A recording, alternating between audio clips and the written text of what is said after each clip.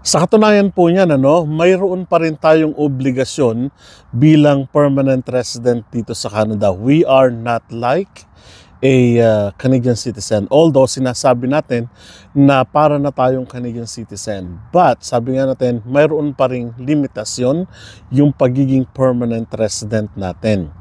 Marami sa inyo, sa mga kababayan natin sa ngayon, ang nagsasabi na kayo ay papunta na nga dito sa Canada at ano-ano ba yung mga obligasyon ninyo bilang o natin bilang mga permanent resident at ano-ano ba yung mga dapat natin gawin para hindi mawala yung pagiging PR natin dito sa Canada or PR holder natin dito sa Canada. Kung natatandaan ko, mayroon tayong isang kababayan noon from Dubai siya, isang family ito na nag-message sa akin, hindi ko napapangalanan.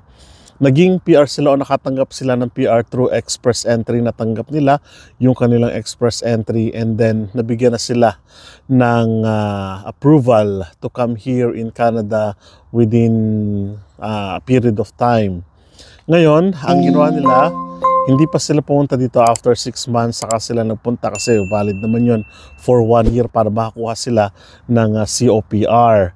And then, umalis din sila dahil sa nakikita nila na mas maayos, mas maganda raw yung kanilang pagtira sa Dubai, pero lumalaki na raw yung kanilang anak at gusto na nilang mag-settle for good sa not in Dubai but in here in Canada, to be more particular sa eastern side ng Canada. Ang tanong sa akin, makakabalik pa kaya ako? Ang tanong ko naman noon, ilang taon na po ba kayo since nung umalis kayo ng Canada? Kasi it will gonna count yung pagkakaroon ng validity para hindi ma-void yung inyong permanent residency. To cut the very long story short, ay sabi nila wala pa namang 5 years na kami ay umalis dyan sa Canada at more than parang 1 year ata sila. Ang sabi ko, pumunta kayo sa isang consultant at magpa-consult kayo doon and then tignan nyo rin. Siguro naman alam niyo kasi pumasa sila sa express entry, therefore matatalino silang tao, and then in-refer ko sila sa CIC-IRCC.ca para makita nila yung mga provisions with regards to permanent residency. Ngayon, ito naman yung tanong ng isang kababayan natin dito. Mula naman po sa kababayan natin, BT Buen Junior. Hindi ko pa alam kung ano pangalan. Thank you for sharing. May I ask if you have any video pertaining to re-entry to Canada under the PR status in case we're not ready to move just yet and we just got to Canada to process our COPR, then go back to home country. Will there be any other requirements going back to Canada in case we already have our PR card? Parang sa unang bahagi, same sila ng status ng kababayan natin from Dubai, and then yun nga, babalik sila, kukunin lang nila yung kanilang COPR, and then paano kung gusto na namin bumalik at ready na kami at masettle na namin kung ano yung dapat nating i-settle sa kung saan man kayo manggagaling. So kung titignan natin mabuti, ang tinitignan lang natin kasi dito is the time, kung kailan kayo papasok uli ng Canada at kailan ba kayo, kumbaga, yung re-entry na kung tawagin natin. And ano ba yung mga provisions with regards to this? Babasahin ko po para na sa ganun hindi tayo mawala at pakinggan nyo po itong mabuti. Ang pag-uusap po natin ngayon ay galing sa CIC News na sinulat ni Julia Hornstein. I am a Canadian permanent resident. How long do I actually need to stay in Canada? Sabi po dito, a permanent resident has many of the same benefits of Canadian citizens. However, unlike citizens, they must remain their status by meeting certain requirements like the residency obligation. To maintain your permanent resident status, you must have been physically present in Canada for at least 730 days in 2 years within the past 5 years. This period is 730 days, does not need to be continuous and will be assessed on a rolling basis. Kaya yung tanong ko po doon sa kababayan natin na yun ay ilang taon na ba simula nung kayo ay umalis?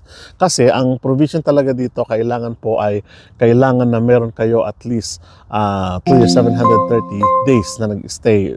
Kahit nasabi doon, hindi man diretso, kundi within 5 years. Yun ang pinakamahalaga doon. Sabi doon, rolling basis. Ibig sabihin, nag-stay ka ng 6 months, nag-stay ka ng 1 year, nag-stay ka ng blah blah blah. whatever computation they have, kailangan ma-meet mo yung 730 days na pag-stay dito sa Canada within 5 years. In addition, some of the days you spend abroad may contribute to 730 days. You may be able to apply some of your time spent outside Canada towards your permanent residence status if you fulfill one of the following conditions. 1, you work outside Canada. You travel with spouse or common law partner. You are dependent child and travel with your parent.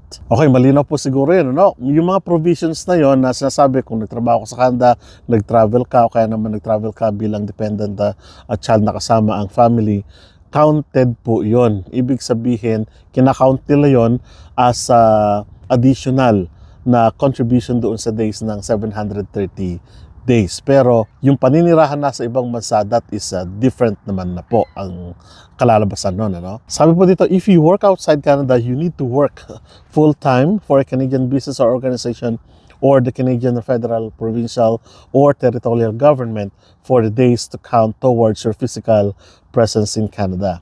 Pangalawa, sabi dito, if you travel with your spouse, common law partner, your spouse or common law partner needs to be a Canadian citizen or permanent resident working outside Canada to fulfill for a Canadian business or for the Canadian government. Yung pangatlong provision po, sabi dito, if you are dependent child and travel with your parent, you parent needs to be a Canadian citizen or permanent resident working outside Canada full-time for a Canadian business for a Canadian government. So sa matuling sabi, kapag nag-travel ka na walang dahilan at kapag nag-travel ka lang na kumbaga parang leisure at walang kinalaman sa trabaho o kaya naman not connected to the business of government, federal, o kaya naman sa business mismo, ibig sabihin, mabuvoid yung inyong permanent residency if you don't meet these provisions. So, ibig sabihin, kahit na 3 provision po yun, nangangahulugan na kailangan connected pa rin into business, government, and of course, the federal government. So, ganun po ang ibig sabihin yan. So, nangangahulugan na kapag kayo in travel, siguraduhin nyo na under po siya ng mga 3 provisions na ibinigay na po natin. So doon sa tanong ni Kuya kanina, doon sa comment niya, tignan nyo po ito, no? Baka makatulong ito sa inyo at masagot yung tanong ninyo kapag gusto niyo umalis at bumalik dito sa Canada, no? Ano ang mangyayari kapag umalis ako o kaya naman nag-stay ako ng ibang bansa outside Canada for more than 6 months? Maaaring ito ang tanong ninyo. Ang sabi po dito, you may leave Canada for more than 6 months as long as you meet the residency requirements stated above. However, it is recommended that you want to do so until you have your permanent resident card. Kung meron na po kayo noon, pasok yun. Your permanent card is your proof of residency in Canada. It can also act like a photo ID and is used as at ports of entry to prove your status as permanent resident to enter Canada when returning from abroad. If you do not have the PR card, you will also have to apply for permanent residence travel document or PRTD, o kaya naman travel documents, before you enter Canada. This document is for a permanent resident outside of Canada who need proof of their status as they can return to Canada. This document is temporary and largely exists for the sole purpose of helping Canadian permanent residents who do not have PR card yet or whose card has expired. Again, that is 6 months, more than 6 months. Pero again, may kinalaman pa rin po sa business, no? Kung halimbawa, employed ka sa business outside Canada, kahit more than 6 months. Pero kung travel lang at kung gusto mo lang na manatili halimbawa sa Pilipinas more than 6 months, you can po. Hindi po inaalaw ng government. Pero sabi natin, as long as it is connected with the regulations, do sa binanggit na natin, po pwede po kayo na mag-allow na tumira sa other countries other than Canada within more than 6 months, I mean. Pero kailangan po, sabi natin, ma-meet ninyo yung mga regulations na yon, no? So what happens if I don't fulfill the residence requirement? Typically, the issue of wherever the permanent resident has meet the residence requirement will be through the Immigration, Refugees, and Citizens Canada's IRCC attention when they submit the PR card renewal application or when they are entering Canada through Port of Entry. If the IRCC officer finds that you have not met the requirement, you have may be found inadmissible and can lose your permanent resident status. You will generally be able to appeal the decision to the Immigration and Refugee of the Canada's Immigration Appeal Division. It's called a residency obligation appeal. The law makes exceptions for permanent residents who were outside Canada during 5-year period for allowable reasons. In order to win your appeal, you have 3 options. Number 1, prove that you were in Canada for the required time. Prove that you had allowable reason for being outside of Canada. Show that there are humanitarian and compassionate reasons for your appeal, even if you did not comply with the residency obligation. So sa makatwid, kapag nawala yung inyong status, mag-a-appeal po kayo doon sa IRCC. Doon sa IRCC Act na yun, kailangan din, again, para maibigay uli, mapanumbalik sa inyo yung tinatawag nating permanent residency card ninyo o yung status ninyo dito sa Canada, kailangan mamit na naman yung mga provisions na binanggit na natin. Ano? Halimbawa, yung compassionate, ibig sabihin, ikaw na lang ang nasa labas ng bansa, nanirahan ka doon for more than 6 months and then nawala yung status mo dahil hindi naman connected sa business o kaya naman sa employment, yung trabaho mo o yung ginawa mo doon. So mawawala yun, mag-a-appeal ka uli. No? Sa pag-appeal mo, kailangan mamit. Isa nga dito yung tinatawag nating compassionate, ano? Na nandito ka na sa Canada pero umalis ka and then nawala status mo and then a-appeal ka. No?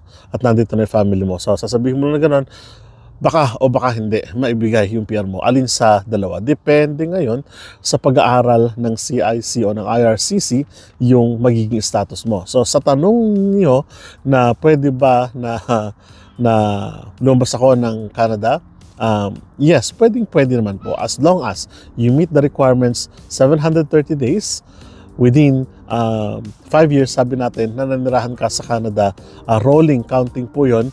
Ibig sabihin kakount nila kahit na staggered kang nanirahan dito sa Canada ng 730 days at pwede kang bumalik uli, magpabalik-balik. Kaya ang ginagawa naman ng iba talaga ay nagpapabalik-balik sila.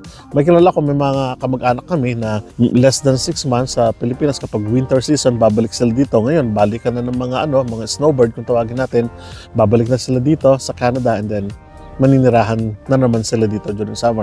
Pagdating na naman ng winter, lilipad na naman sila doon, stay sila doon within, let's say, less than 6 months and then babalik na naman dito. So, ganun ang ginagawa ng ilang mga kababayan natin. So, ang tanong ninyo, kabayan, ay o sa mga nagnanais na makarating dito at curious kayo about sa regulations of permanent residency, ganun po ang ibig sabihin yan, na meron kayong dapat requirements na mamimit according to time. Yun na lang po ang sagot ko sa inyo, na babase ang inyong sagot hanggang kailan kayo mananatili sa ibang bansa. Dapat mamit ninyo yung 730 days within 5 years na counting ng days ninyo. So, pag-ingatan nyo po mabuti yan kasi marami ang nawawalan o may mga ilan ang nawawalan ng status because of negligence dun sa kanilang pagiging permanent residents. Again, maraming salamat po at kitang-kita po tayo sa mga susunod na vlog. Hanggang sa muli po.